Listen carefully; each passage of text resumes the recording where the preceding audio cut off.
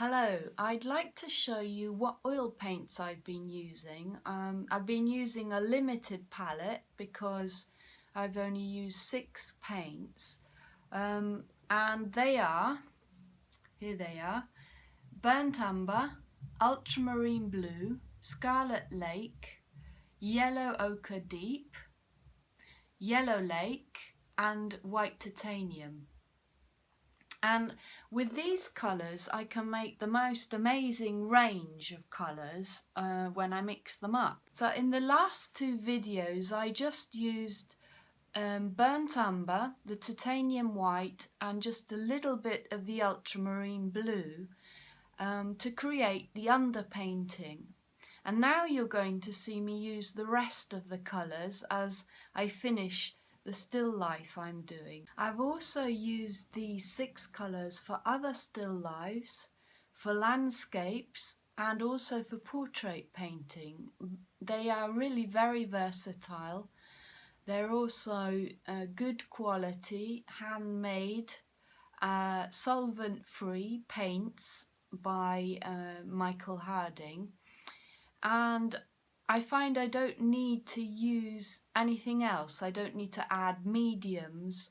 The only time I do something like that is at the beginning of the painting when, as you've seen, I've used a little bit of odorless free solvent. One of the great things about having just 6 paints on your palette is that it means you can organize it so that you don't get unusual mixes and chaos, which can then transfer itself onto the canvas and be a little bit frustrating. So you've got these wonderful 6 colours and there are now 2 ways of painting. The first being wet on wet or alla prima, which means creating a painting in one go, painting on top of the wet paint. So this will usually take me 2 or 3 hours to complete, and you might see me doing these sketches when I'm outside. And the other way of painting is over a longer period of time, so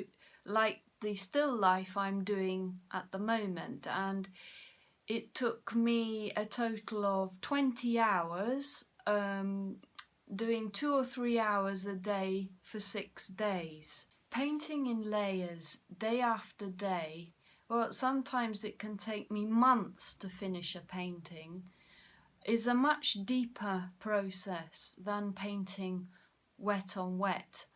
But I don't want to compare the 2 results because sometimes the beauty in a quick painting can be more appreciated than the finer details made in a painting that's taken a long time.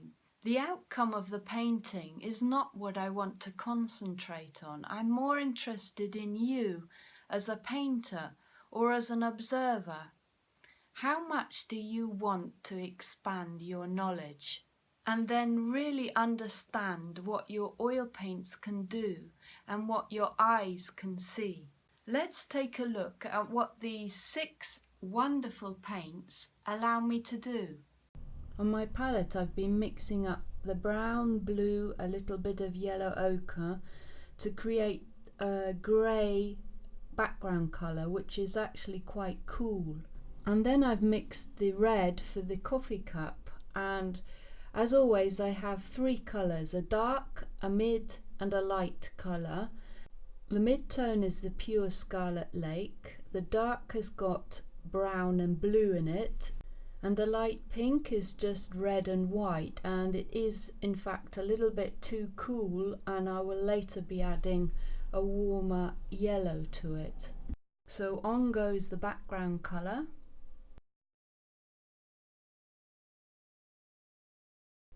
And here I'm applying the 3 reds to the coffee cup, so the dark red, the mid-tone red and the light red, in much the same way as I did before for the underpainting. Remember I said that the mid-tone colour is usually the most vibrant, and in fact As you can see here, I'm using the pure Scarlet Lake as my mid-tone. Then I start blending the colours so as not to have such a sharp division between them.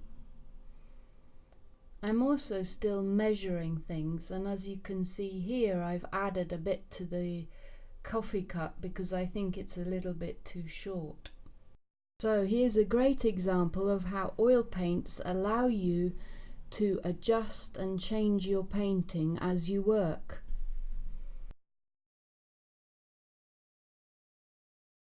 Notice now how the red cup is beginning to turn. Here's a new day, some fresh paints, and I'm mixing up the surface colour.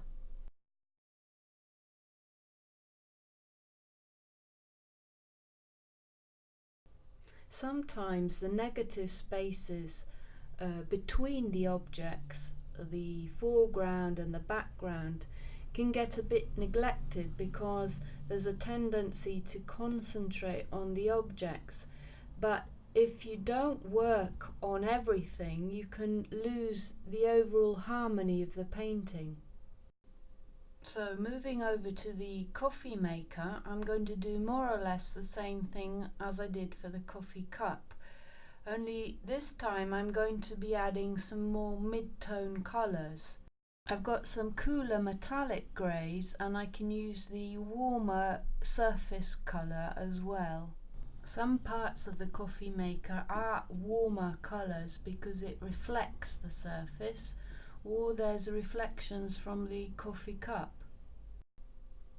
And now I'm finishing the coffee maker and putting in the last little details, which are the things that can really make the object pop out of the canvas, especially when you've pushed the lightest light and the darkest dark on your object. I'm now going to show you the portrait on the bottle. Now it's a really dark day, and sometimes it's really worth painting on days like this because you can see some beautiful colours in the shadows, and the contrasts aren't as great. So, but of course you don't want to strain your eyes too much. So here I'm working on the little portrait or the label of the wine bottle, and I'm basically doing exactly the same thing. I've used 3 tones to make the skin colour. So there's the shade, the more mid-tone, lighter, vibrant colours, and then the sort of highlights on the skin, and of course then the details go in. And here I'm working on the hand.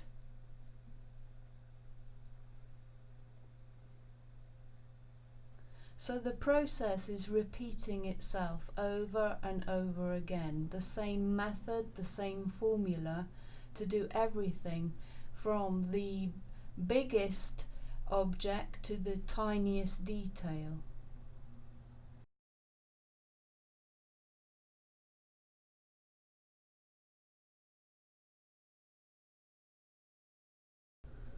So as I finish the painting by doing as I said, adding that warmer red to the coffee cup, I just want to say that everything I've shown you here can be learnt. Believe me, a few years ago I didn't have this skill, and now I want to share it with you, and that's why I've created the oil painting foundation formula. Thank you for joining me, and I do hope you've enjoyed and got something out of these 3 videos, and especially that you've been able to see what the possibilities are with how we see things and how we can apply oil paints to a canvas.